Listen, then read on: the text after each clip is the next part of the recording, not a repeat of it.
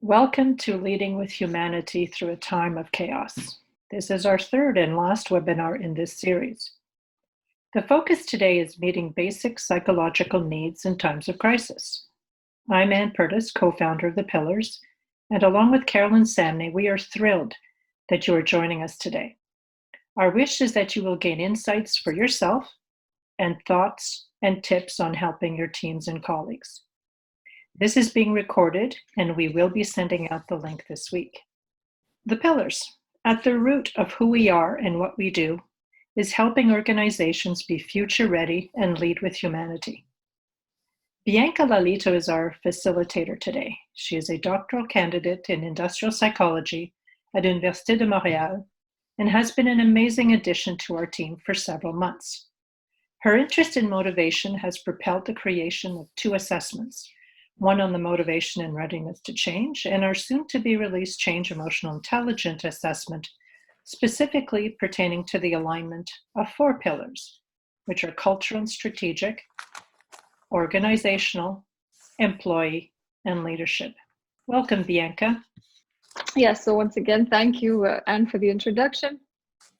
In today's webinar, like Anne mentioned, we're going to be talking about our basic psychological needs and how we can meet them in times of crisis. Throughout the webinar, we're going to be addressing several questions. First off, I'm going to start with a bit of an info dump as I explain to you what our basic psychological needs are and why it's important to satisfy them. Next, I'm going to go over ways of satisfying these basic psychological needs. And at this point, you'll get the chance to discuss your own ideas for how to satisfy these needs in times of crisis specifically. Once we come back together, I'm going to go over some of the obstacles that might prevent us from satisfying the basic psychological needs of others, as well as some ways for overcoming these obstacles. So when I say the words basic psychological needs, I'm sure that for many of you, different needs come to mind, and that's normal. There are many needs theories out there, and each theory has its own set of needs. The theory that I'm going to be focusing on today is called self-determination theory, or SDT for short. SDT is the theory of motivation. According to SDT, our motivation exists on a continuum from non-self-determined to self-determined. The more self-determined our motivation is, the more we feel that we're acting of our own free will. So when you hear people discussing SDT, most of the time they're discussing the difference between intrinsic motivation and extrinsic motivation. So intrinsic motivation is the most self-determined form of motivation you can experience. When you're intrinsically motivated, you're performing an activity because you genuinely are interested in the activity and you enjoy doing it. For example, something that I'm interested in is bird feeding. For the past few years, my backyard has been a resort of sorts for the neighborhood birds. If you look in the top left-hand corner of your screen, you can see a fledgling house sparrow eating sunflower seeds on my window ledge. So as you might be able to tell, when I'm engaged in bird feeding, I'm intrinsically motivated. Intrinsic motivation, on the other hand, is the kind of motivation you experience when you're performing an activity to receive a reward or an incentive. So for example, in 2018, I signed up as part of the STL's Mystery Client program, where I had to answer a bunch of surveys about the STL's bus service. Why did I sign up for this program? Well, because I was paid for every survey that I submitted. So if I hadn't been paid, I wouldn't have done this, which means that when I was answering these surveys, I was intrinsically motivated. So how can we encourage intrinsic motivation in others? Well, SDT's answer to that question is by satisfying our basic psychological needs. According to SDT, we have three of those. The first is autonomy, which can be thought of as a sense of volition or self-endorsement when performing an action. Essentially, you feel that you're choosing to do what you're doing. The second is the need for competence, which can be thought of as a sense of mastery in the face of optimal challenge. So not only do you have to feel that you're able to perform the task that you're performing, but you have to feel that the difficulty level of that task matches your skill level. If it's too easy, we feel bored. If it's too difficult, we feel defeated. And if it's optimal, we feel competent. Last but not least, we have the need for relatedness, which can be thought of as a sense of interpersonal connectedness or purpose. Essentially, we need to feel that we belong. So why are these needs important for us? Well, autonomy, competence, and relatedness are considered fundamental human needs. They're universal. We all have them, and we all need to satisfy them. When our needs are satisfied, we can thrive and we can be social. Think of a plant that can grow when it has enough sun and water. When our needs are frustrated, however, we become competitive and aggressive. Think of a cornered animal that needs to react aggressively in order to survive. When someone is actively thwarting what you need, it brings out the worst in us. And what we want is to bring out the best in ourselves at all time, which is why we need to satisfy our basic psychological needs. They come from our evolutionary history. They're important drivers of our behavior. So now that we know all of this, as an organizational leader, you might be thinking, basic psychological needs, it sounds good and all, but why is it important for me to satisfy the basic psychological needs of my employees? What's in it for me? Well, for one thing, when employees' needs for autonomy, competence, and relatedness are satisfied, they feel intrinsically motivated. And when they're intrinsically motivated, a host of positive work-related outcomes result. So for example, they show better job performance, increased job commitment, they engage in more organizational citizenship behavior, which is something we're going to discuss in further detail in a few minutes. When employees feel intrinsically motivated, it also tends to decrease their burnout and their intention to quit.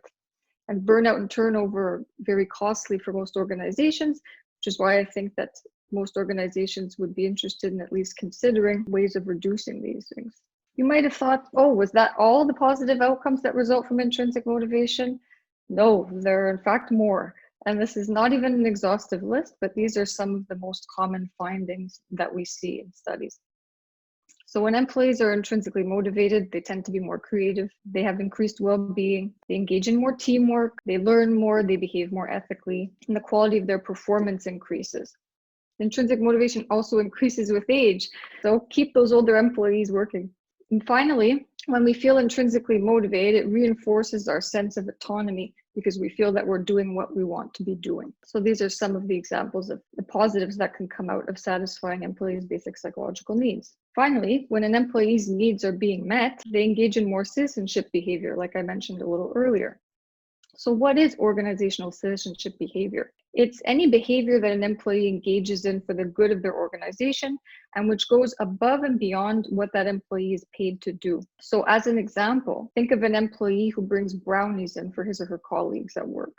When an employee's needs are satisfied at work, they're more likely to display this sort of pro-social behavior. On the flip side, when an employee's needs are met, they're also less likely to display counterproductive work behavior, which is any behavior that is harmful to the organization. So you can think, for example, of an employee who steals workplace materials from the organization. When an employee's needs are frustrated, they're more likely to display this kind of antisocial behavior. So this is yet another reason for emphasizing need satisfaction. So before I move on to the next section, Cindy, is there any questions in the chat that I need to address? No comments in the chat so far, but I do urge you guys to use the chat as much as possible. So comments, questions, suggestions are all welcome. Yes, feel free to write any questions or comments you may have in the chat, and I'll be checking in with Cindy periodically, make sure everything is clear. Okay, so now that we know what our basic psychological needs are and why they're important, how do we go about satisfying them? Well, just as there are many ways to skin a cat, there are many ways to satisfy our basic psychological needs. What I'm going to do now is I'm going to show you 4 general principles for satisfying each of our 3 basic psychological needs, starting with autonomy. So if you want to satisfy someone's need for autonomy, what can you do? The first thing that you can do is you can adopt the other person's perspective. So by showing a willingness to see things from another person's point of view, you're showing that that person's experience is important. Another thing that you can do is you can offer meaningful choices whenever possible. And by meaningful choices, I don't mean allowing an employee to choose their font when they're writing a report. I mean something that's going to have more of a meaningful impact on their day-to-day experience at work. So let's say you're a school principal and you want to offer meaningful choice to your teachers. One thing you might do is offer your teachers, allow them to choose when it's most convenient for them to do duty in the schoolyard. That way you're having more of an impact on their day-to-day experience. And the important thing here is that you're trusting your employees to make the right decisions for them and for your organization. A third thing that you can do to satisfy someone's need for autonomy is to encourage people to participate in decisions that are being made in your organization. By doing so, you're giving people a voice and you're telling them that their opinion is of value to you. One last thing to keep in mind, and something that might be one of the hardest things to do, is to try to minimize the use of controlling language. And by controlling language, I mean words like must, should, and have to. Can be hard to do, but you want to try to avoid these terms unless it's absolutely necessary for an employee to perform a certain action or a task. So for example, if an employee has to respect a health and safety guideline, that would be a case where you might need to use controlling language. Where you wouldn't want to use controlling language is when you're suggesting when an employee should take a coffee break, for example. So if we move on to satisfying the need for competence, one key thing to think of is to provide specific and timely feedback on an employee's performance. So say Anne wanted to give me feedback on how I've hosted this webinar today. The first thing that she should do is to provide this feedback as soon as possible following the webinar. So ideally later today. That way, my performance will be fresh in both of our minds, so that if Anne would refer to a specific moment during this webinar, I would be more likely to remember what it was. Second, if she wanted to give me positive feedback on my performance today, it would be important to be as specific as possible in her praise. So telling me that I did a good job hosting the webinar is good and all, but it doesn't really help me to identify the behaviors that I need to continue performing, or basically to help me reproduce my performance in future presentations. What she'd want to do instead is say something along the lines of, I was able to present my content in a concise manner. That's what I'm talking about when I'm saying specific. Another thing that you want to do to satisfy someone's need for competence is to assign work that is optimally challenging. So as I mentioned earlier, you don't want the work to be too easy or too hard. You want it to match the employee's skill level. A third thing to keep in mind is that you want to promote mastery goals rather than performance goals whenever possible. Yes, so as I was saying about mastery goals, you want to promote mastery goals rather than performance goals. A mastery goal is a goal that's aimed at enhancing your skill or your knowledge in a given area. So an example of such a goal would be, I want to be able to give a presentation without relying on cue cards. Here the focus is on your own performance and what you can control. A performance goal, on the other hand, would be focused on doing well relative to others. So for example, I want to receive the highest bonus in my office. Here, whether or not you meet this goal is not necessarily dependent on your own behavior. You can't necessarily control whether you're going to receive the highest bonus in your office. It's dependent on other people's performance and other factors, which is one of the reasons why we want to promote mastery goals instead. A final way of satisfying someone's need for competence is to help them develop the skills that they need in order to perform their work. One way of doing this would be to provide access to training, for example. Now, how would we satisfy someone's need for relatedness? One way is to acknowledge their feelings. Letting an employee know that you understand why a change might upset them can have a powerful impact, provided that you actually demonstrate that understanding afterwards. Showing concern for others is another way of meeting their need for relatedness. Ask an employee how they're coping with the change and show empathy whenever possible. You can also devote time and attention to others in order to satisfy their need for relatedness. So taking an employee out to lunch, if that's something that's realistic for you, might be a way of showing them that they're important to you. A final and key way of helping to satisfy the need for relatedness is to help others to build interpersonal connections at work. There are many ways to do this. One way might be to provide a common space where employees can gather during their free time, but it's not just limited to that. Really, the sky's the limit. So now at this point, I get the impression that I've been talking for quite a bit, and I want to give you the chance to speak. So what we're going to do is we're going to break up into smaller groups. We're going to go into 3 breakout rooms, and we're going to discuss ways to satisfy the needs for autonomy, competence, and relatedness in times of crisis specifically. So we can think of COVID-19 as an example. We're living in a time of crisis right now. Why not learn from it? So what I'd like you to do ideally is to apply what we've just learned in terms of how to satisfy each of the 3 needs in your breakout rooms.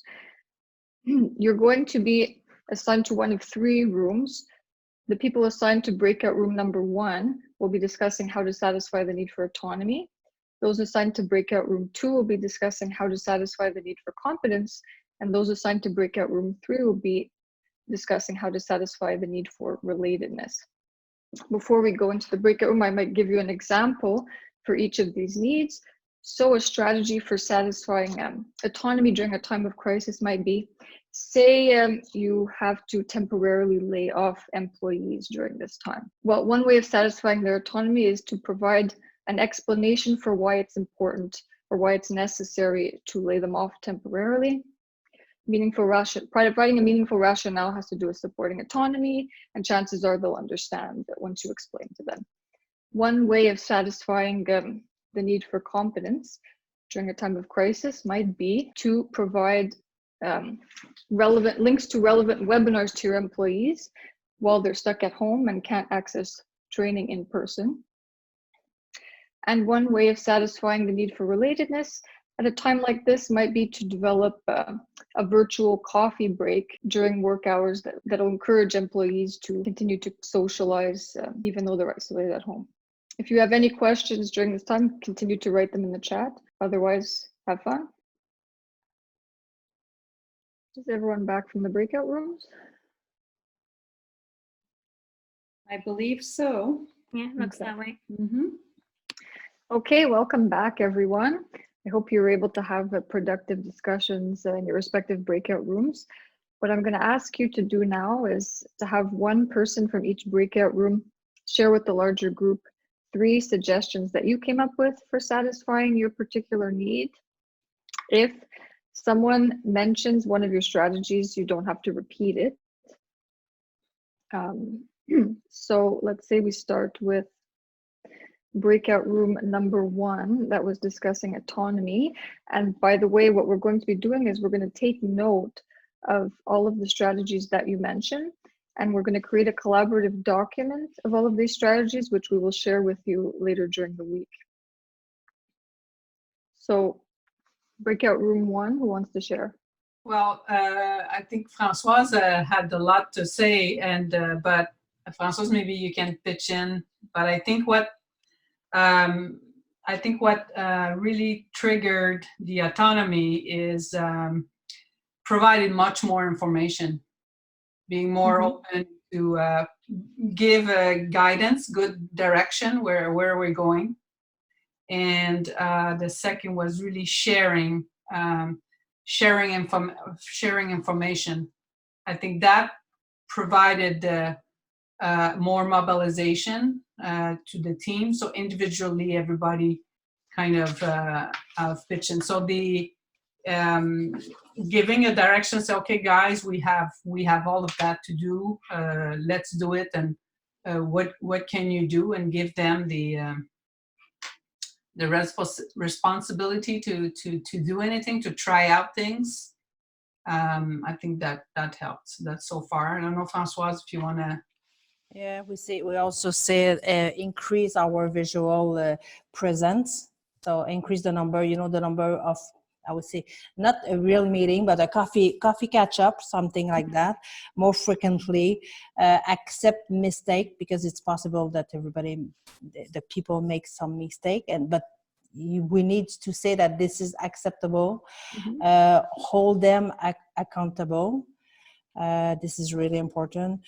Provide more information, you already said that, and provide guidance and reassure them that we are all together in the same boat.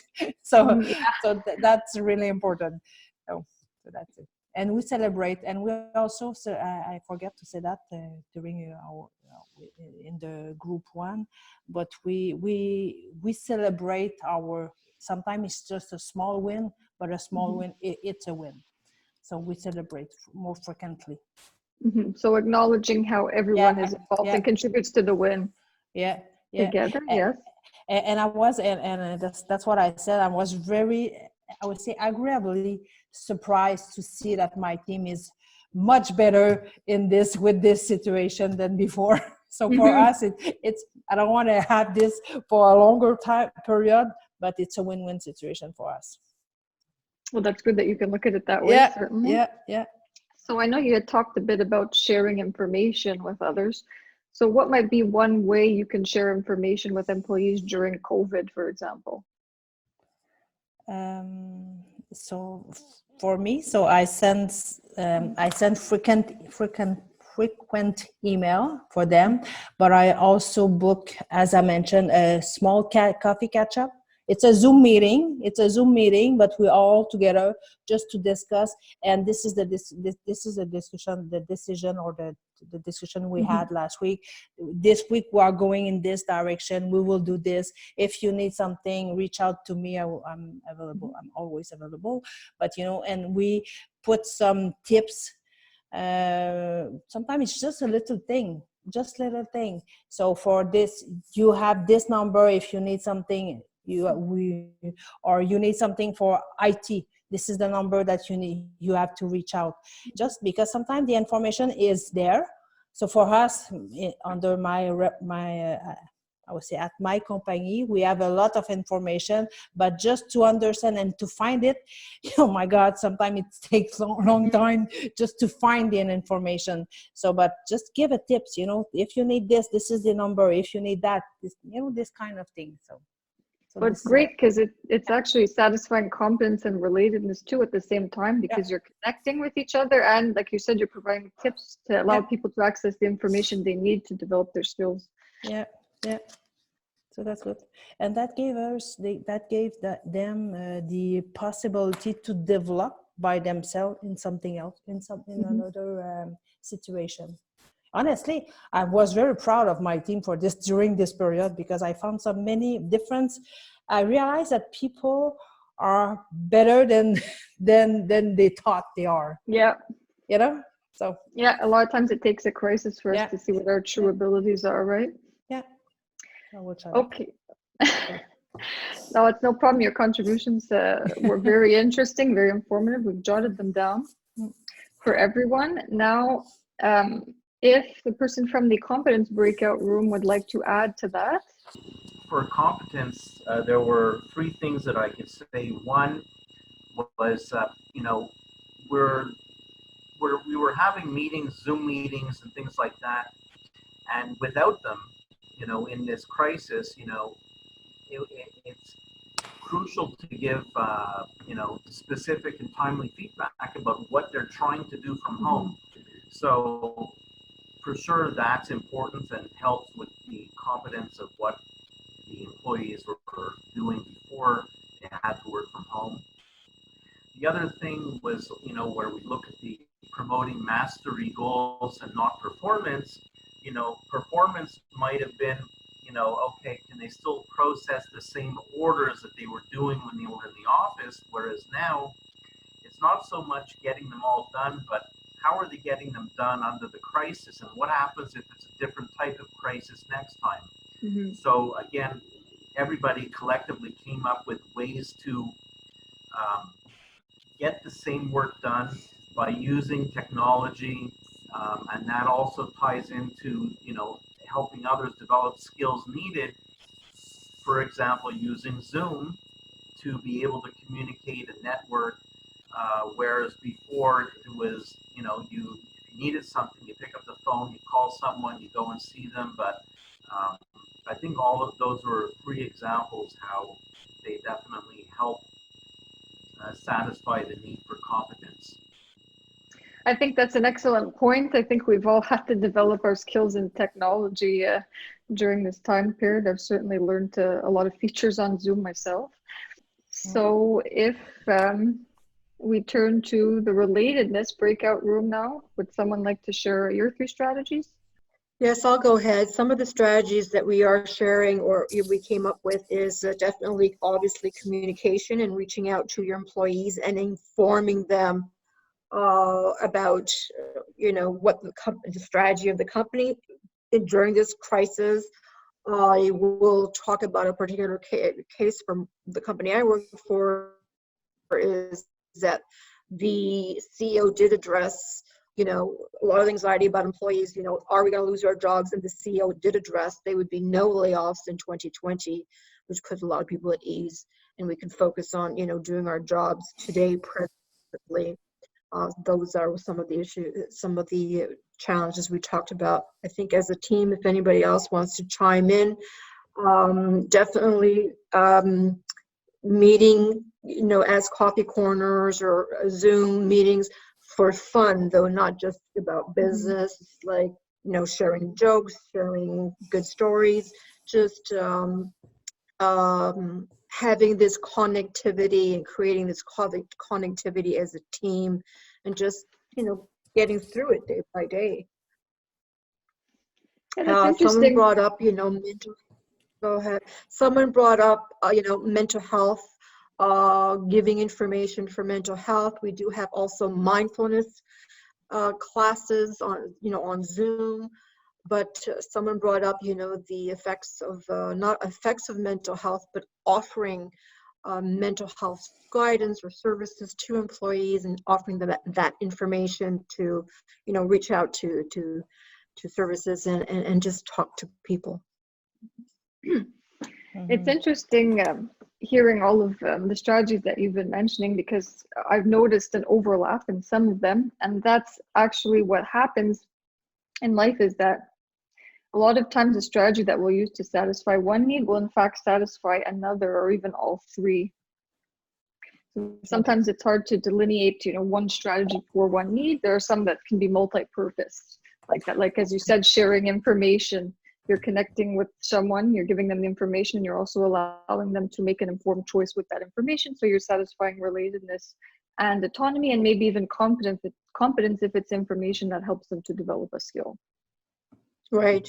And someone did bring up also, you know, to have obviously much more compassion, but for some managers that's difficult because it's all about productivity. So, you know, to remind managers that it is about compassion right now, it's about empathy, it's not always about productivity. So those are some yeah, it's more important than ever to show your concern, right, for other people.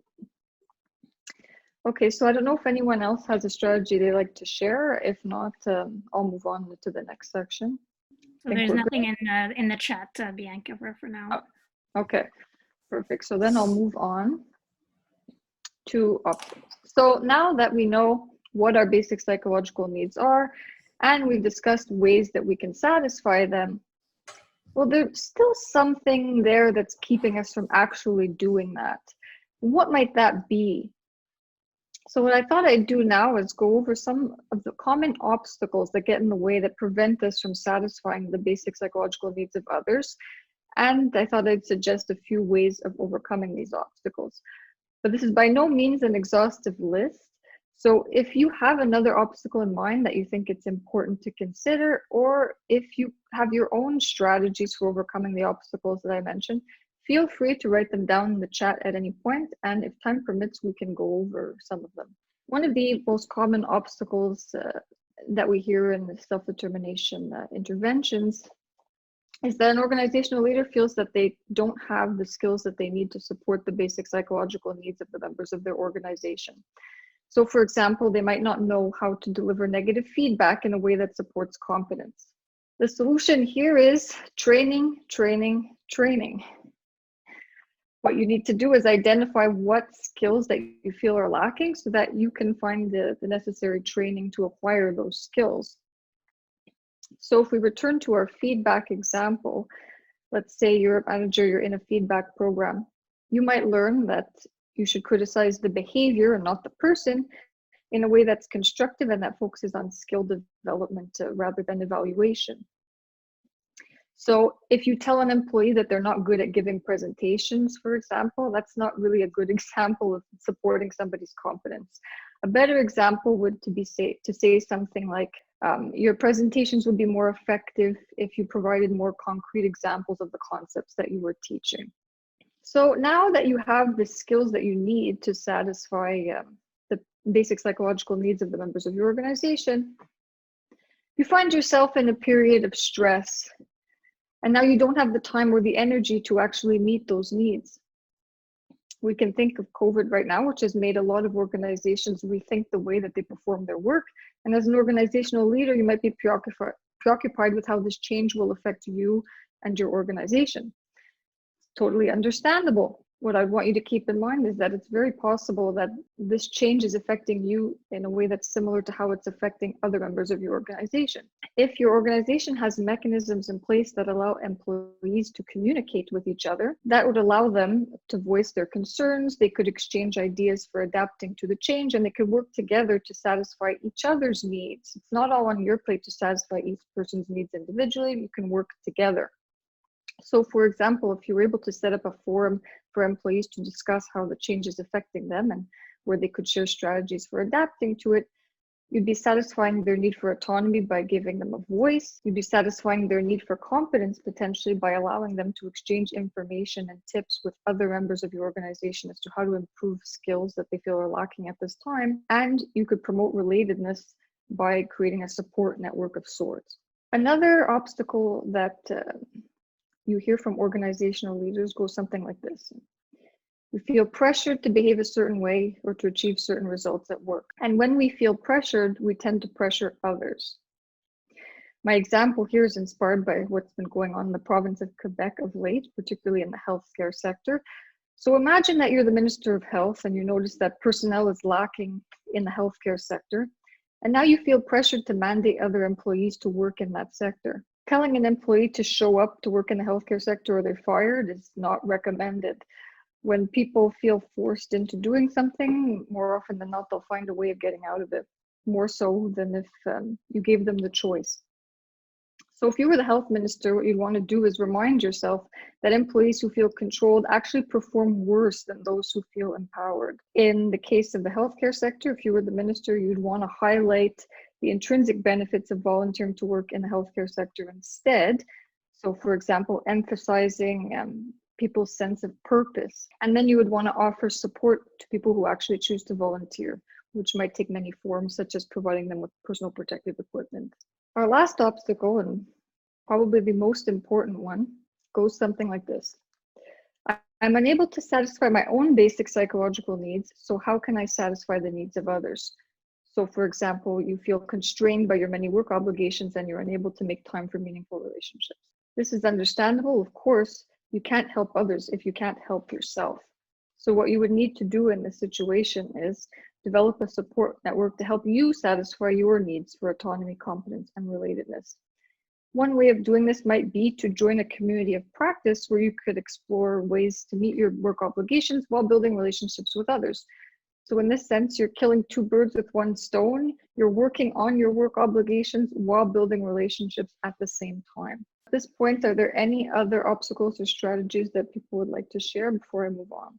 Bianca, just quickly, because we were talking about the fact that even though we all have these needs inherent to us, we've got to be careful to not want to meet other people's needs necessarily in the same way we like that need to be met. So that's an important also factor to be aware of, especially as leaders, is that, you know, we gave the example for someone who's maybe a little bit more introverted, relatedness might mean small gatherings or one-on-ones versus somebody who likes large group or prefers to be in a more social. So it's just something to keep in mind, that the way we want something to be met isn't necessarily the way others want it to be met. And that's just a basic rule in any leadership behavior, but just even more so in this, because my need is similar to your need, but the way it's met may not be similar.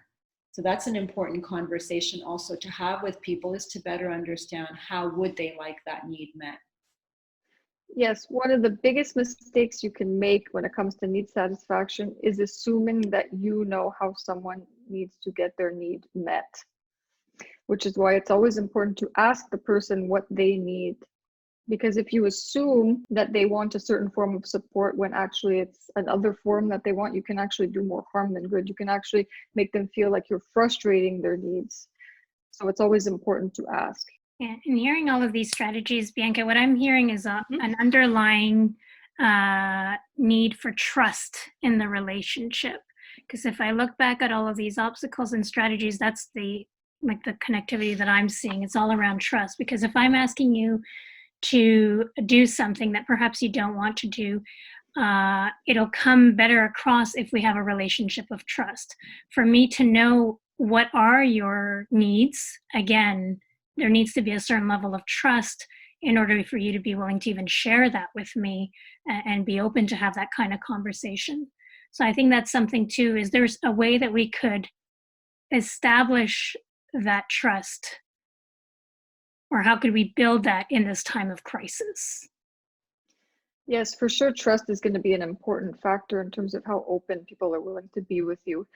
And I would bet that people who are less trusting probably had their needs frustrated on multiple occasions in the past. And so they don't want to trust that you're actually ready to meet them.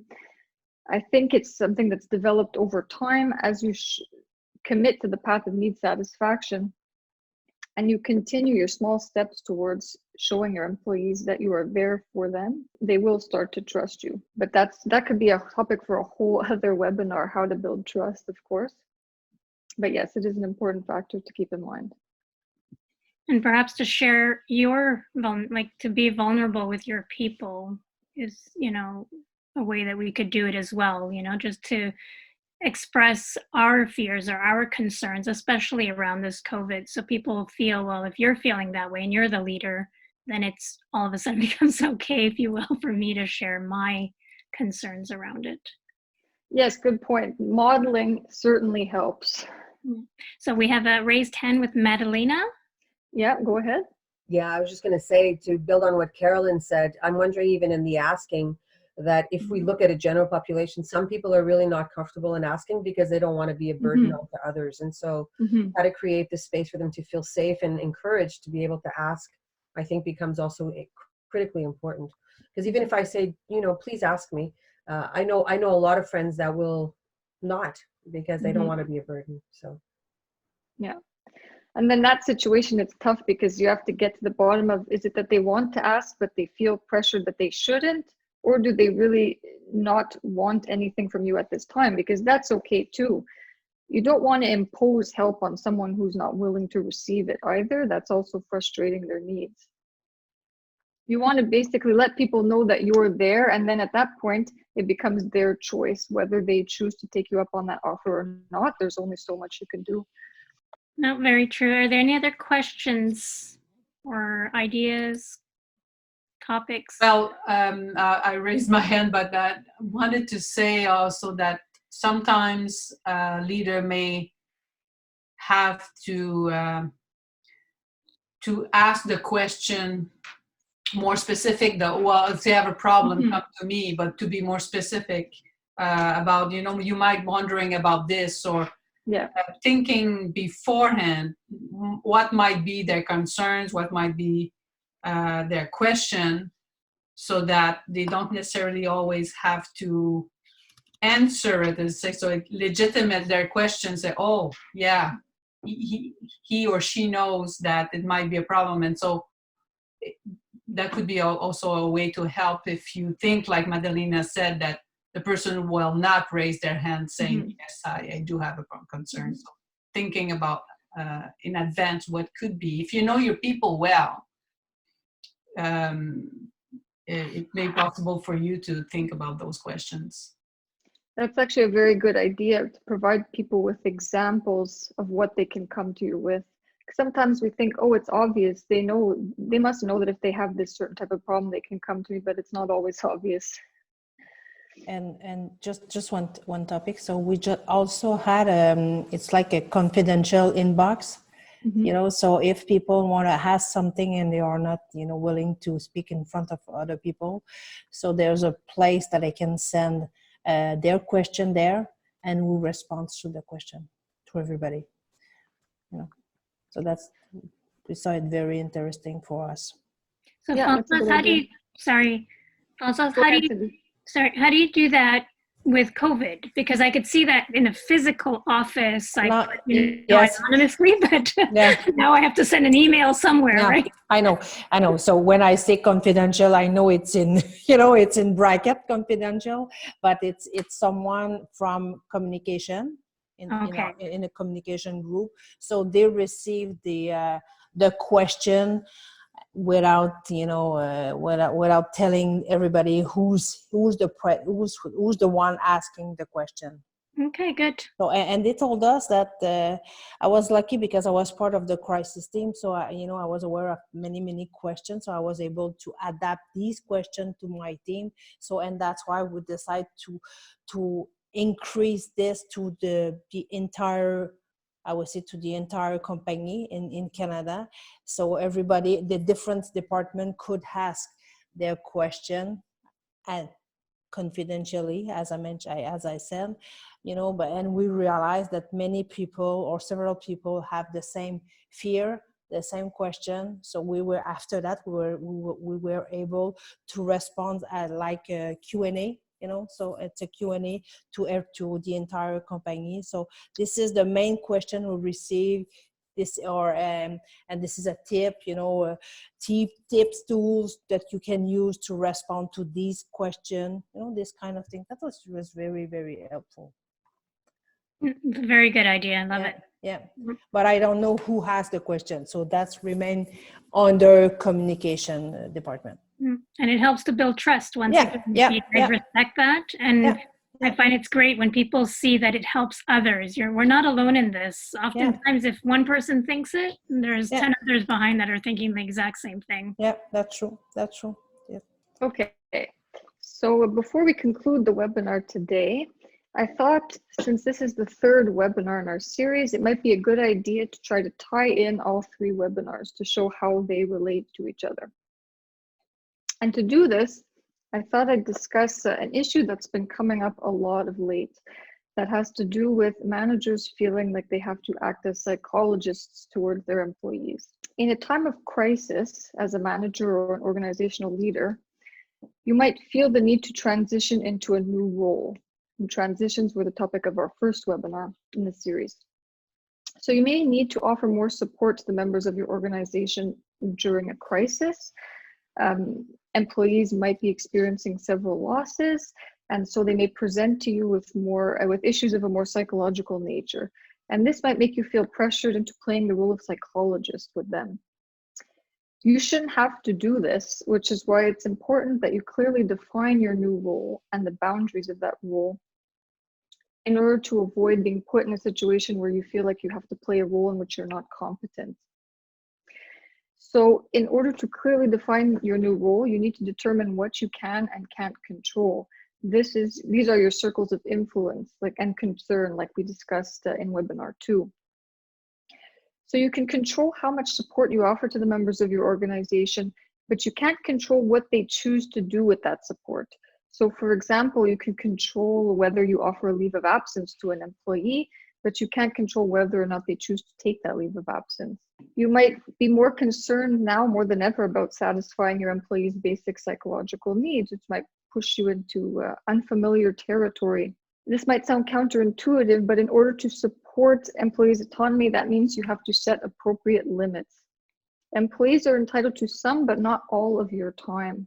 You need to make clear to them what forms of support you're able to offer them and how much time you can devote to them in any given week.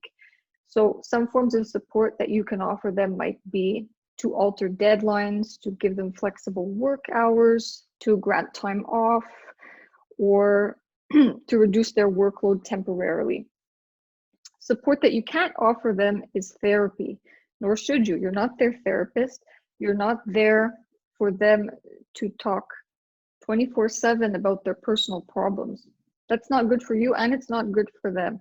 If you really want to support their basic psychological needs and you feel that an employee has a pressing psychological issue that needs to be addressed, the best thing that you can do for them is to refer them either to their family doctor, to your employee assistance program if you have one, to local health and social services, or of course to a psychologist. So if you're working in Quebec, you could provide your employees with a link to the Order of Psychologists website, where they have a tool that can be used to find psychologists in your area depending on a specific concern. If you find yourself in a situation where it's an emergency and an employee is in immediate and present danger, you have a duty to act. So in that case, you should call 911. You can call your local hospital to let them know that an employee is coming in distress. You could also call a family member or friend of that employee if you have that contact information, so that someone can accompany them to the hospital. And of course, you can always look to your employee assistance program if you have one for help with this issue. So that's it for the webinar today. Thank you for joining. And if you should have any further questions about any of the topics we discussed today, you can always contact the pillars, or you can contact me directly. I can provide my contact information in the strategy document that we'll be sending to you. I'll let Anne say a few words in closing. Thank you very much, Bianca. This was very informative. I always learn something new every time that you present something, so thank you. I also want to thank the participants in the breakout rooms and coming back to the larger group in sharing specific examples of what you've been doing. So we've captured those and you will be receiving those. Just a quick note on what's next. This is the end of our three-part series. And we really enjoyed it. Some of you have been on all three, so thank you very much.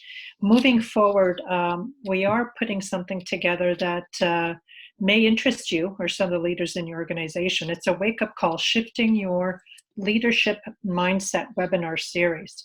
We will have on May 21st an informational webinar, and we'll give you many more details on what that looks like. Just to give a quick snippet on what that is, it's not a 1 hour information dump. It's very much a facilitated process on a particular topic, and we'll give you much more information on that. So it's not a training session per se, it's a sharing, reflecting, and being with other leaders in different organizations. Once again, thank you. You will receive the recording of this webinar along with the PowerPoint and anything that was captured today that we will share with the whole group. Any last, I see that in the chat, any last questions or comments that you would like to add, please feel free to do so in the chat. Thank you so much, Carolyn. Thanks, everyone. Have a great day.